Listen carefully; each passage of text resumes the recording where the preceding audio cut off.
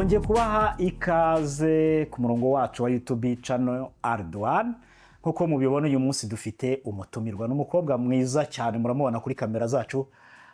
Tuguhaye ikaze, watangira utwibwira. Murakoze, amazina ni Cadette Rwibutso. Yego. Nishimiye uburyo mwanyakiriye hano kuri iyi channel ya Ardoan. Okay. Ya murakoze. Cadette tuguhaye ikaze. Ya murakoze cyane. Yes, uyu munsi rero karibu cyane kuri YouTube channel kandi tugushimiye ko witabiriye ubutumire bwacu. Yego.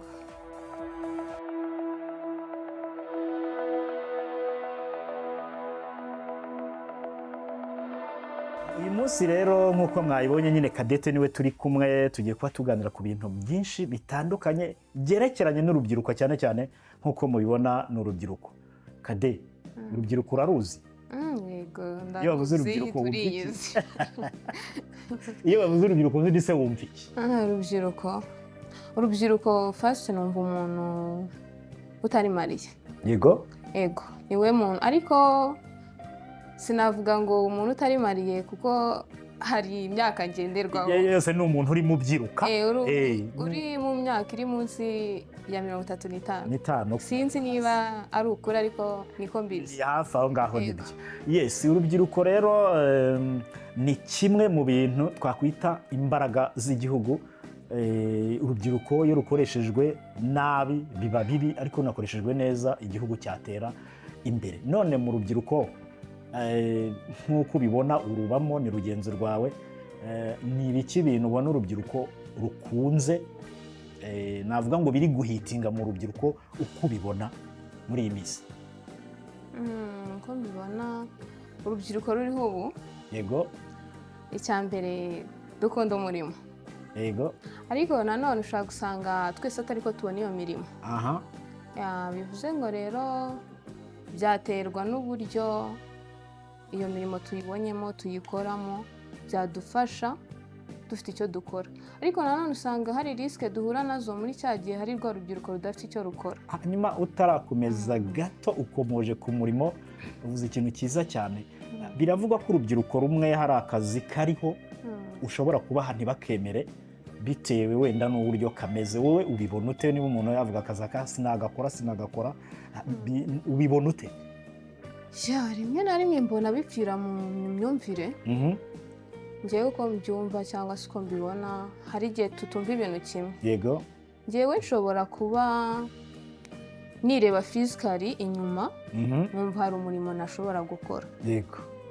Kadebu wajya wakora ikiyede? Nagikora. Wagikora? Yego. Good. Njye nagikora. Aha.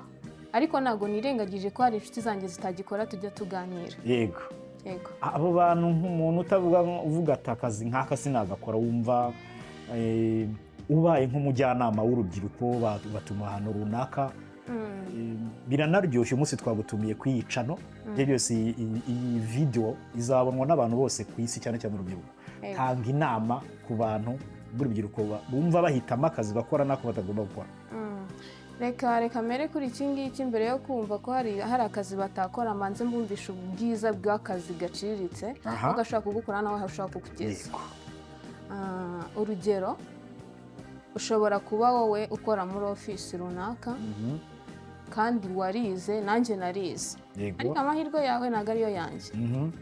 Ufite akazi wenda se ukorera sosiyete runaka cyangwa ikigo runaka, kambivuge gutyo, ariko nanjye ibyo bintu ukorera nanjye narabyize, ariko sinagize amahirwe nk'ayawe.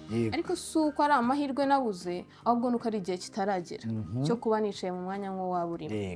Ese ni iki nakora mu gihe nari mu mwanya nk'uwo urimo? Wakora iki sasa? Ego. Urugero, wari wakomoje ku kintu cy'ikiyedi, ariko ntabwo ari wo murimo uciriritse uriho, kuko abantu bakora ikiyedi njye mbafata nk'abantu bakomeye cyane. Kubera ko amafaranga make meza aragufasha. Amafaranga uyakoresha bitewe n'uko wayinjije. Yego. Niba umushahara wanjye w'ukwezi mu kiyedi nkora ni 90,000 ni urugero. Mu by'ukuri niba nkorera umushahara w'ibihumbi 90 mu kwezi, ndamakinga sure y'ibintu ndi bukenere. Ntabwo nzakenera ibirenze umushahara mbona, nta ntandi hantu ndi guteganya kuba nayakura. Okay. Hanyuma Kade, ufite sheri? Yego. Ndamufite. biravugwa ko abakobwa iyo afite sheri cyangwa afite boyfriend we yumva ko umuntu niba mukundana agufiteho inshingano zo kwita ku buzima bwawe. Ibyo bintu bivuga iki? Ya birashoboka biterwa n'uburyo mubanyemo. Mwanjye sheri wanjye yego kuri kote yacu akumenyera ibintu byose. Amenyera amayinite. Akumenyera amayinite. Yego. Nicyo kintu. Yego. Ibindi byose ndabyimenyera. Ariko si uko atabima, ahubwo nanjye nayo mayinite sayama kuko nayamusabye, ahubwo we sinzi ikintu kimubwira ko nyene ya mayinite. Njya kubona nkabona ka message aribwiriza. Yego. Okay. Reka tuve ku ruhande rw'abakobwa tugaruke ku rw'abahungu. Ese umuhungu ufite sheri ukabona umusheri wari gusafaringa ntagire icyo yibwiriza wumuvuga iki? Ntabwo mbyumvishe neza. Umuhungu afite sheri kandi urabona ko sheri wawe hari ikintu akeneye, wowe ufite ubushobozi. Ese nkuko wari uvuze ngo kumenyera amayinite, dukangurira abahungu kujya bagira inshingano ku bakobwa b'inshuti zabo? So ntabwo navuga ngo badufataho inshingano kandi nanjye si ngombwa ngo mufataho inshingano, ariko mbona ko hari icyo akeneye nakimuha ariko without ikindi kintu runaka. Yego. Narebye ku nyungu ze cyangwa ndebe ku zanjye. Yego. Agifite yakima, atagifite nakimuha. Ntabwo ari itegeko ryo kuvuga ngo niba sheri wanjye abaye ubuzima kuntegera agomba kungurira inkweto ngura telefone, ntabwo agomba, ntabwo ari ngombwa, ntabwo ategetswe. Yego. Ariko so ngarutse imbere ho wenda gato, ntabwo nirengagije ko abakobwa cyangwa se reka ngaruke ku bakobwa cyane. Yego. Abakobwa kenshi twumva ko twaba focus ku basheri bacu. Biravugwa ko musabiriza cyane. Yego. Tujya twumva ayo majwi, njya numva ayo majwi, njya mpura nabyo, ariko ikintu nshima nuko sheri wanjye icyo kintu atakinzi. Ndakubeshyeye niba uri kunyumva cyangwa uri kubona. Okay. Ntabwo ubeshye, uzabibwe muri comment. Reka abantu tubasabe muri comment baze kutubwira ibyo Cadette arimo atubwira niba atarukubeshya. Yego, muze kutubwira uko mwabyumvishe. Yego. Sheri wanjye nawe ahuri, ndagusuje. Rero msaba ariko comment yawe ndayishaka. Yes. So twakomeje. Hanyuma Kade, twavuga ku kintu cy'umurimo mu kanya, ariko hari abantu badakunda gukora nyine bakajya mu kintu cyo gusabiriza kumva ko inshingano zizava ku mukunzi we cyangwa kuri sheri we. Icyo kintu ndagira ngo utange ubutumwa aho urubyiruko kuri message igendanye n'umurimo gusabiriza cyangwa aho hantu hatanga ubutumwa kuko abantu barahakeneye. Muri comment bari bubitubwireho nabo. Wenda naratanga inama. Icyo kibazo mbajije nanjye njya nyibaza. Ndafata akanya nkakibaza. Njya nkunda kwibaza cyane. Ese ni gute nasaba umuntu ikintu kuwa mbere, yego, kuwa kabiri, kugeza ku cyumweru. Icyumweru kigashira nkatangira icya kabiri, ukwezi, 2, 3 umwaka. Yego. Biragoye. Njye nyine icyo kibazo nkakibaza. Iyo nyibajije kuri kote yanjye ndigaya. Mbaye mbikora ndigaya. Ubwo n'ababikorora bagaye. Sinzi mubyumve neza kandi nimundakarire ngo munera amabuye cyangwa tuzahure mu. Uho usabiriza uri umukobwa biragayitse? Biragayitse cyane, birenze no kugayika, noneho bigayitse birenze. Abantu baba bagomba kwishakamo igisubizo kandi kikaboneka. Uyu munsi nago nabarenganya cyangwa se nago twakirenganya, ariko nanone tujye tugiramo n'akantu ko kumva ko hari ibintu tutagomba ku bandi.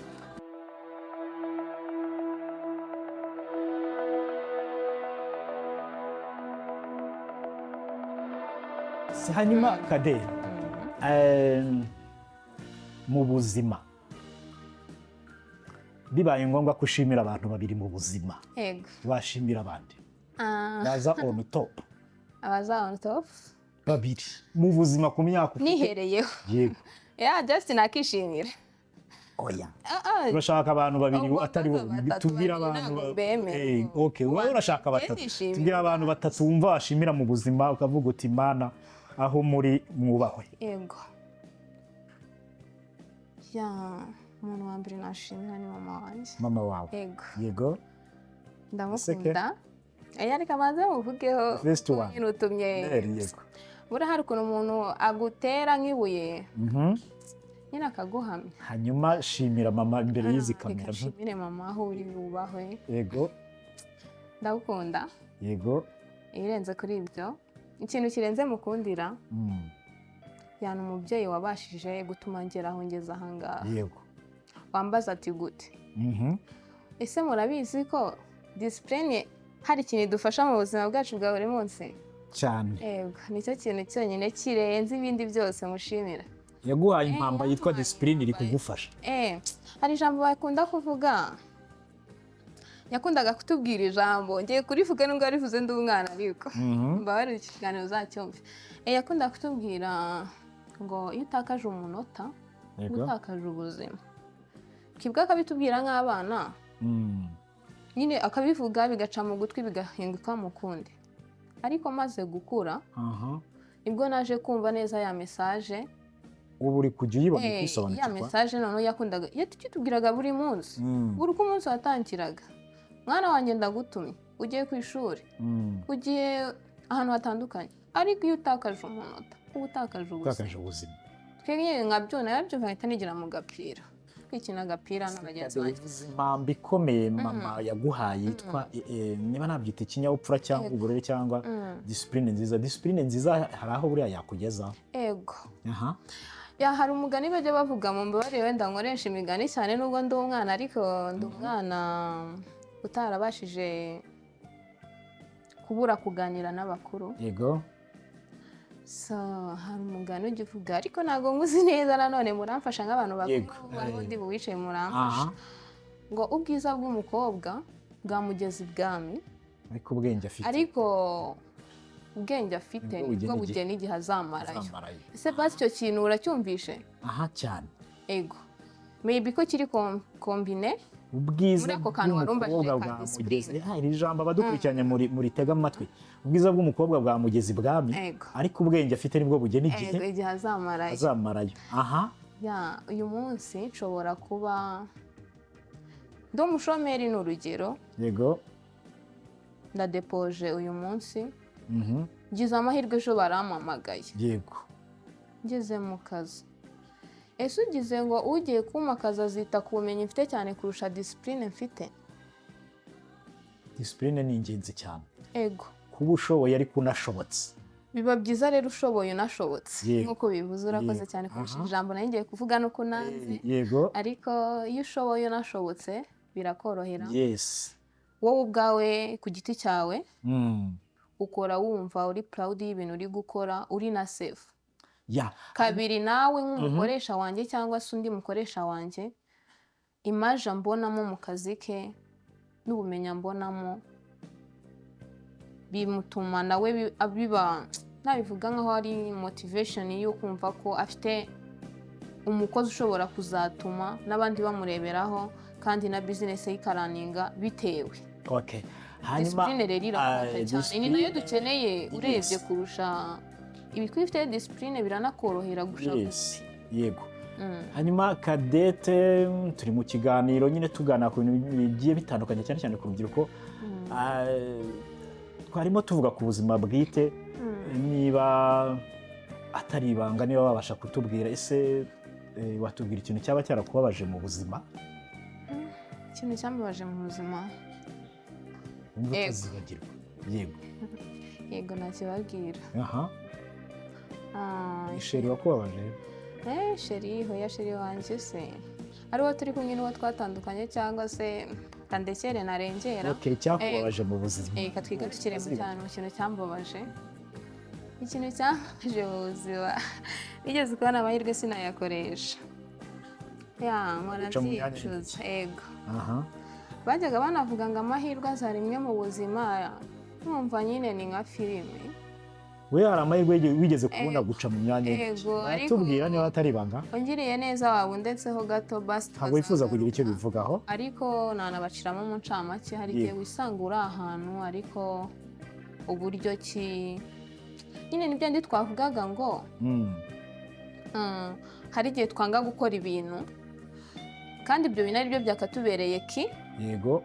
Yaho turi kugana, ugasanga amahirwe urayatakaje. Yego.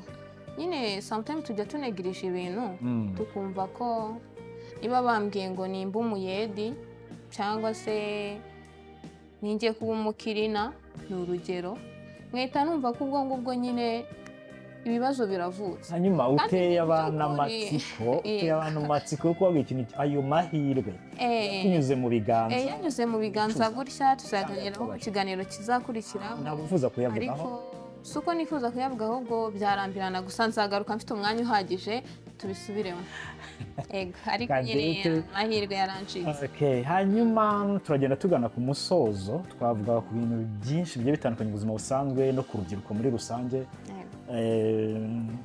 Abakobwa muragirizwa twabivuzeho gusabiriza no kutanyurwa.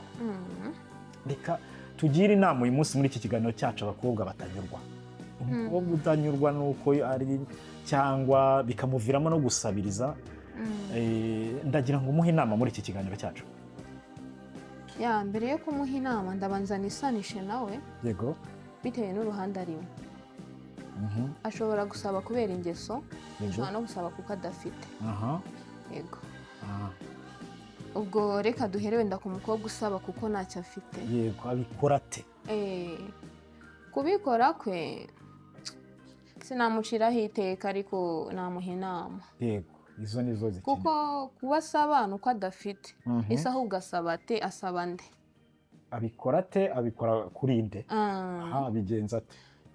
ushobora kuba udafite akazi ariko ntabwo ari kamara ngo usabe umuntu wese everybody ubonetse. Mu buzima bwacu tugira inshuti ziri closed kuri twe. Yego. Ese ahubwo banza umaking sure inshuti mbana nazo ni bantu ki? Uvuze ikintu gikomeye. Ni ukuvuga ngo ariko nta guciye mu ijambo ku kintu kigendanye n'inshuti. Telefone ufite irimo abantu 100 buriya uzi ko ushaka gusanga hatarimo abantu b'inshuti nyanshuti barenze 7. 7 ni benshi ngereranyije n'izo mfite. Badafite icyo banamaze. Biraho. Yes, komeza bavuga agomba kureba ninde. Rero mbere yo kumenya byo gusaba si ikibazo ahubwo ugiye gusaba nde. Ese umuntu ugiye gusaba arakumva ate? Kandi kucyusa. Ese n'umusaba araguha? Yego. Ese araguha financing cyangwa hari ikindi biri ukugombe? Ku kantu ko gakomeye. Ako kantu. Yego, karakomeye kuko uko byasa kose ku myaka mfite. Urasaba hari igihe bari buguhe bigusabe bigukosting iki. Yego, ku myaka mfite ganira n'urubyiruko nanjye ndirwo. Kandi kugira ngo umenye amakuru biba byiza wisanishije n'abantu bari muri iyo situation. Nkanjye rero nshingiye kuba twagiye tuganira. Umuntu yukaye ko mukumva mfashe nk'iyi telefone ndayifunguye nekereje guhamagara umuntu runaka. Ese koko uyu muntu muhamagaye kuko mushaka cyangwa muhamagaye kuko hari icyo mushakaho? Nuko byibaza. Ego, icyo kibazo iyo nyibajije nanisubiza. Already kuba mfashe telefone nkamuhamagara si uko mushaka bitewe na situation ndimo ahubwo hari icyo ndi kumushakaho. Ese uwo ndi kugishakaho ndishaka gifite? Ese niba gifite ni muntu ki mu buzima bwanjye? Arizo za nshuti navugaga. Yego. Noneho reka tuvuge kuri wa muntu usabiriza kubera ingeso, twavuga ko usabiriza kubera afite ikibazo pe. Umugira inama reba usaba n'igihe umusaba n'ibyo umusaba. Umenye n'igihe umusabamo, si ngombwa rega ngo ntahamagara umuntu ugiye kumusaba. Usaba ubanza no kumuvugisha. Ushaka no kumuhamagara ufite ikibazo ariko ntukimubwire. Iyo ni inama. Ukamusuhuza bite ni byiza. Aho kumusaba ukambwira wandangiye akazi. Yego. Yego. Mbere yo gutekereza kumusaba gute utabanza ugatekereza ese nakuntu wacakira akazi. Ibyo bintu ashaka kubwira ati yego ngiye kubikugiramo ariko koko atari uko ako kazi ari bitaka kubonera ahubwo bizagufasha no mu gihe uzamubwira cya kibazo ufite azabyumva vuba nawe bimucanga yibaza uburyo ari bugucaginga ikindi kintu kandi azi neza ko uri muri situation y'uko nta kazi ufite. Uvuze akantu keza bundi abantu bige gusaba ariko mu buryo bw'ubwenge. Ushaka kuzavuga ati nta kazi kari hano ngo mume wenda imyenda mfure. Umuntu yumva ko wakubiswe ariko ufite n'ubushake bwo gukora. Katanahari arwaye bwati umuntu afite ikibazo ariko afite no mu mutwe. Ibi byose rikamufasha mu buryo. So nibyo nyine navuga ni sinavuga n'aba bantu basaba ahubwo basaba bate babikora bate. Basaba he ese basaba barabumva. Hari n'uwo dusaba akatwumvira ubusa atari ukabuze n'ubwo bushobozi. Yes, komoza noneho kubasabira ingeso uko bitubangura tubona kusoza. Abo none iyo mbatekerejeho birengekerezo zanjye. Ugasanga umwana w'umukobwa afite n'akazi ndetse keza, yego, ariko akumva ko ubuzima bwe buri mu biganza by'abandi by'igitsina gabo. nta mukobwa usaba mugenzi we. karakomeye, abantu bakura ibiganza byabo, abakobwa bakura ibiganza byabo mu maboko y'igitsina gabo. Yes. Iyi message abantu tuyitangeho comment irakomeye cyane. Kuko biragoye kuba wafata icyo gihe rega bameze nka wa muntu ufashe ubuzima bwe arabwiyatse wubwe, abwiyatse atari uko kubyitwaza sinzi irangaje nakoresha, atari uko kubutwara bimunaniye, ahubwo arabufashe wubwe oridabanje kwiyanga, ubuhereje abandi. Njyewe mfite akazi, mfite ubushobozi bwo kuba nakwitunga, ariko nkumva ko ndi focused ku muntu runaka ari uzagukorera ibyo ukeneye, icyo nyene cyose niwe uzagikora. Tayari niyanze. Uyu muntu tumuhihe nama ya mbere mba nabanje kwiyanga. Ese niba niyanze ninde wundi uri bunkunde? Ese uwo mereje ubuzima bwanjye arankunda kuruta uko njye nikunda? Duhe inama ki uyu muntu cyangwa rero ikintu namuvugaho ni kimwe, ahari ndakugaye, babarire, ariko cyambere uramugaye kuri ni kuvugisha kuri ngo ni byica sinzi muri iyo nzira ndabagaye. Icya kabiri inama mwari turabizi ko muhari, ariko niba mutanahari story ariko message yatambutse, bivuze ngo rero byaba byiza twiyubashye, abantu bige kwigira si uko batabizi, barabizi, bangize n'umugisha barabibona. Yego, ese ahubwo gute niba ufite kwigira ufite no kwiyanga? biba bikomeye. Ese iyo wiyanze ugafata wenda ubwo buzima bwawe ukabushyira mu kiganza cy'undi muntu, uwo muntu uba umukunze, umuhaye nawe inshingano zirenze izo agomba. Bivuze ngo rero inama nabagira, kudasaba ni umuco mwiza, yego, byaba byiza mu mirimo yacu dukora ya buri munsi nk'abana b'abakobwa, urubyiruko cyane cyane, kuko ahenshi nitwe turi kuza mu majwi cyane ahantu hagiye hatandukanye. Umuntu wese uciye avuga ati urubyiruko rw'abakobwa b'iki gihe ibintu byinshi, none ukahita wumva niba umuntu avuze ngo abakobwa b'iki gihe nawe uri umukobwa, ukahita wumva ni wowe wabwiye. Bivuze ngo rero twige guta umuco wo gusabiriza, ahubwo tubungabunga ibyo dukora, ahubwo natwe tugire ishyaka ryo kumva ko hari uwo twakura mu buzima bubi, kuko hari aho turi natwe tumugeze aho tugeze, nituhamugeza natwe tuzaba tugeze ahandi. Inama nziza cyane. Abadukurikiranye muze kuduha comment ku kiganiro Cadette arimo aduha, atanze inama ku buryo bw'imyitwarire, haba kufite ubushobozi bukeya uburyo yabikoramo n'uburyo akumenya uwo asaba, ndetse n'abanyengeso bahaye inama y'uburyo bw'imyitwarire.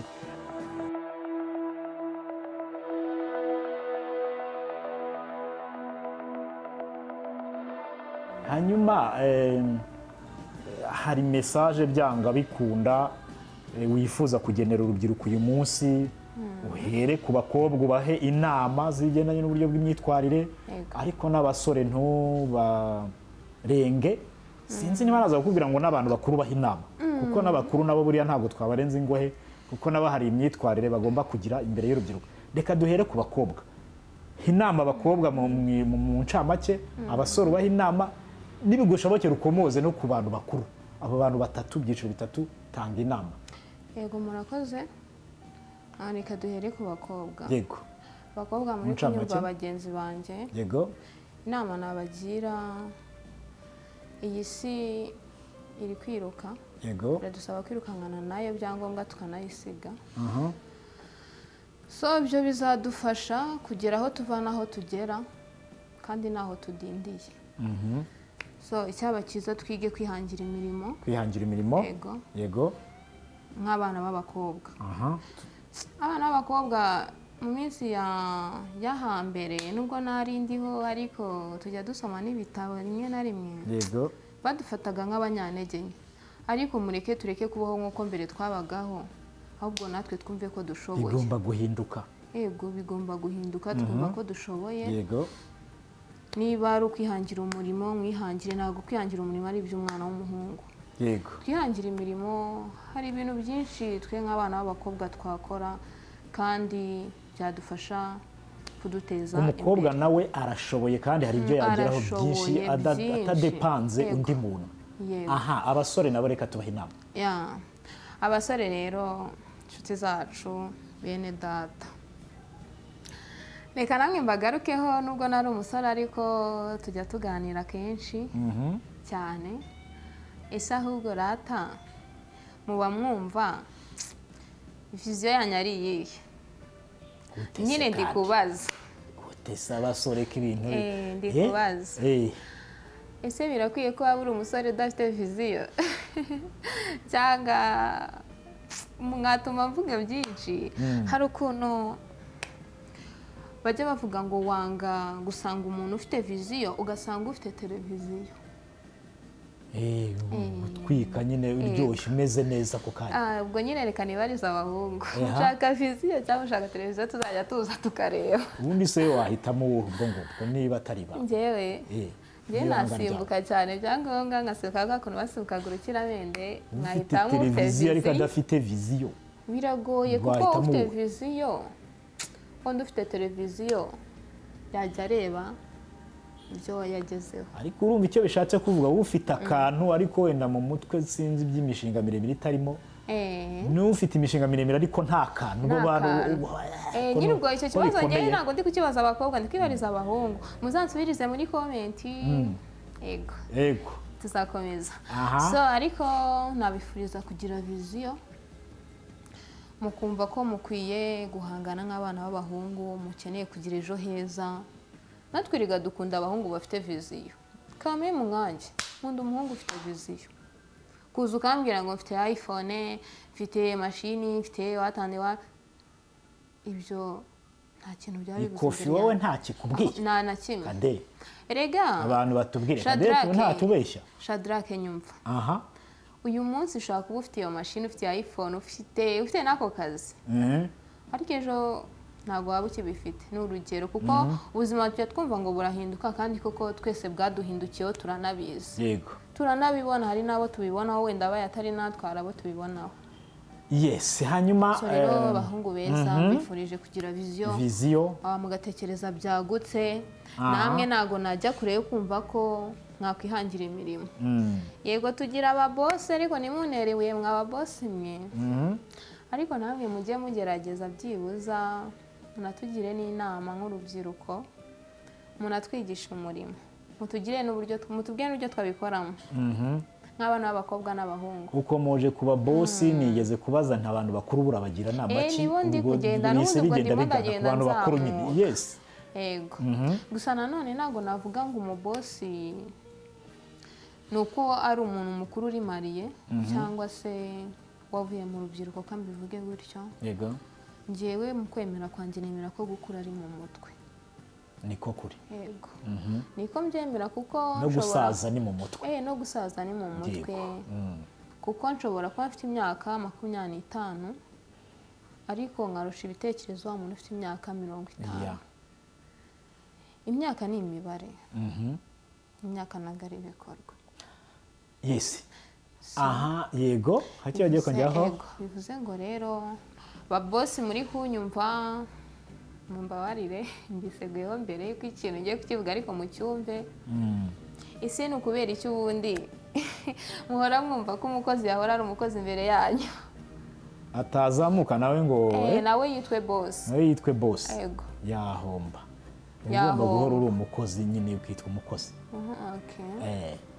so biragoye ariko nyine mwadufasha mukazabihindura. yego byiza mukajya mudukoresha munatwigisha uko namwe mwabikoze, ahubwo natwe tugafasha kwigisha abatabizi kugira ngo bazadusimbure natwe tujye mu mwanya nk'uwanyu. murakoze. yes reka dushimire Cadette niwe twari kumwe, yari umutumirwa uyu munsi. ni urubyiruko atanze inama nyinshi zitandukanye ku rubyiruko kandi zishobora kugenda zigira icyo zifasha abantu. tuzakurikirana iki kiganiro muzasangamo inama nyinshi. turabasaba kudutera inkunga cyangwa kubaka uyu muryango wacu w'iyicano Ardoan, ukanda subscribe, like, share ndetse na comment, ubundi tukazajya tugendana mu biganiro bigiye bitandukanye. Cadette reka tugushimire. murakoze cyane kandi ndabashimiye. tuzagaruka n'ubutaha rwose muzitabira ubutumire bwacu. turagushimiye cyane, Imana igumugisha. namwe turabashimiye. ako kantu rwose murakoze cyane. reka dushimire namwe mwadukurikiranaga umusanzu wanyu ni wa wundi, ni share, like, comment, subscribe, yo ni ngombwa kugira ngo ibiganiro byacu bijye bihita bibageraho aka kanya. Murakoze cyane, nakagaruka. Imana ibahe umugisha. Ciao ciao.